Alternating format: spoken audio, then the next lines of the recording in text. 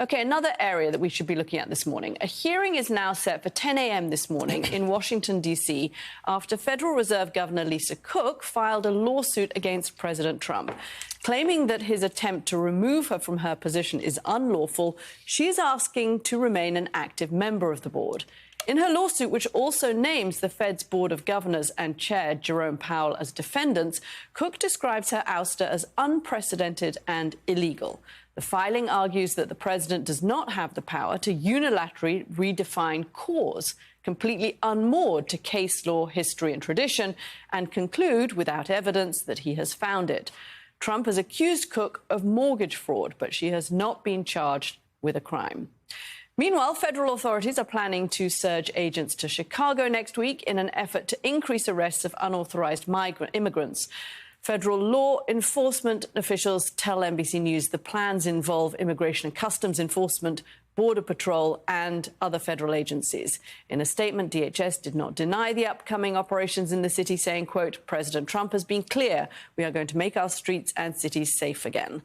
Defense officials also say the White House is looking to use a Navy base north of Chicago as a launch pad for federal law enforcement. The base would provide facilities, infrastructure and other logistical needs if the request is granted. This comes as President Trump continues threats of a possible federal troop deployment to Chicago as well. He posted in part, quote, the people are desperate for me to stop the crimes. Stay tuned. According to Politico, Chicago Mayor Brandon Johnson told reporters yesterday the White House has not shared any details. So city officials are relying on a response plan built during last year's Democratic National Convention, which they say included large but peaceful protests and fewer arrests. OK, so we read those stories together, Pablo, because, again, it is part of this process of the country that is changing before our eyes. You're up in New York. I'm going to quickly pull you in on a kind of market response to this, because one of the surprising things, particularly about the Lisa Cook hearing, is we had anticipated that there would be more market response than there has been. Yes, the dollar's fallen a bit, but it hasn't tanked and the markets haven't tanked in the way that some people thought they might be. What's going on with the markets and the Fed?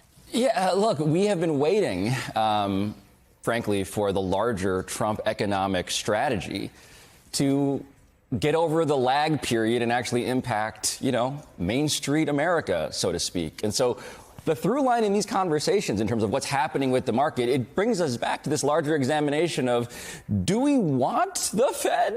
Do we want the CDC? Do we want these organizations, the transportation regulators, to be in place such that their expert advice, which is warning us in a long-term way, and warning us, hey, it's not merely enough to be reactive but proactive, do we still consider their counsel on this to be worthy of inclusion in the room?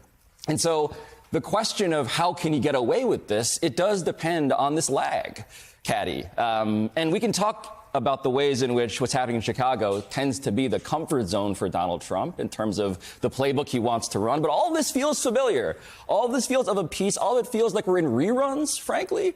I don't know if you guys in D.C. feel that way. Certainly in New York, it just kind of feels like, OK, so we're trying to take the advice of the experts or the guy who's saying, isn't everything fine now? Doesn't it feel OK right now in the present tense? Enough for you? And that kind of makes me feel like I'm taking crazy pills again. But that's just me in New York by myself on a Friday before Labor Day weekend. I'm so sorry you're all alone. It does something to you being solitary up on the studio. I know. Yeah. We won't forget you, Pablo.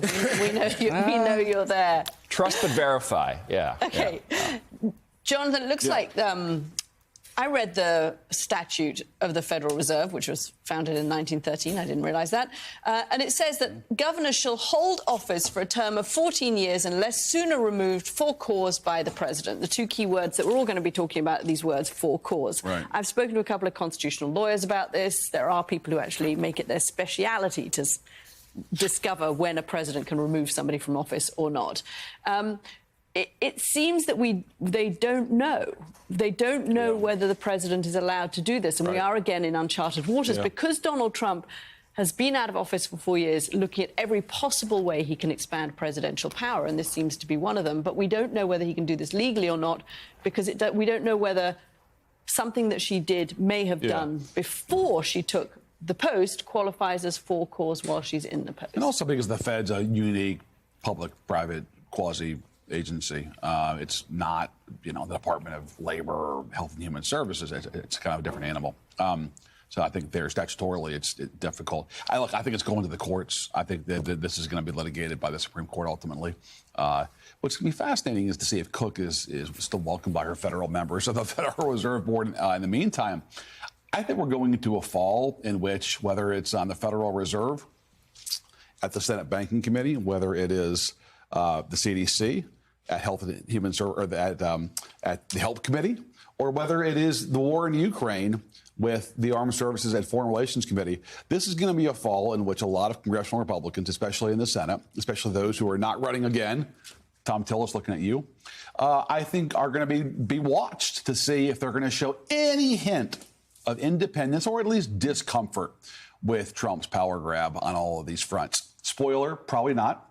But it's going to be fascinating to watch because this is as much a test or even a troll, you could say, of them as it is anything else. On all these fronts, the Federal Reserve, the CDC, the war in Ukraine, and his posture toward Vladimir Putin. I think it is going to be putting a lot of these members on the spot when they come back here next week. I'm sorry. Yeah, go ahead. Sorry.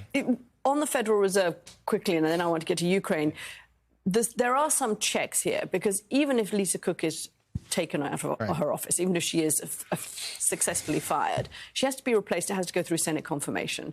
In his first term, the president tried to put 2 people forward for Senate confirmation who didn't get through. Republican senators said no. Do you think there is a chance this time around that we have, to J. Mart's point, we could have a Senate that stands up and says, actually, this is our chance to do something? No, you're smiling. You're smiling. You're smiling so nicely. Yeah, probably not, right? Nice. That's always the default, right? Well, these are all interconnected. You would have thought, 10 months ago, there's no way a Republican-run Senate would confirm RFK Jr. to HHS. I mean, after all, Bill Cassidy is a doctor who heads the Help Committee, and he believes in vaccines. Why in his wildest dreams would he confirm it? And yet here we are. I'm struck by and Jonathan's absolutely right, but just how much everything feels so unsettled on so many different fronts. Just I feel in the last week or two, it's accelerated. I mean, our cities are unsettled. Our health agencies are unsettled. Our foreign policies are unsettled. And now we go into a fall in which we may end up in a government shutdown because of all this. And I understand Trump likes to thrive and thrives, honestly, in these moments of chaos, and that he himself is a chaos agent. But there is something risky about it, I would say, to having so many fires that seem to be erupting at the same time, and the Federal Reserve being unsettled, and academia being unsettled. To me, it's exhausting, and maybe that's what he wants, but it also, for voters, has to be exhausting too. And, I don't know if there's risks, and if Republicans who have to consider another Fed nominee or what to do with the CDC eventually say enough, well, we've had too much. Probably not. But that does seem to be the prevailing theme of this presidency, is just so many different fires all over the place. Just real fast, though, the economy is not unsettled. It's fairly it's kind of placid, actually, which is remarkable given the interventions and a lot they're in. And a lot of Donald Trump supporters like this activity. What seems unsettled and alarming they sign up for this. This actually looks like action and strength and progress.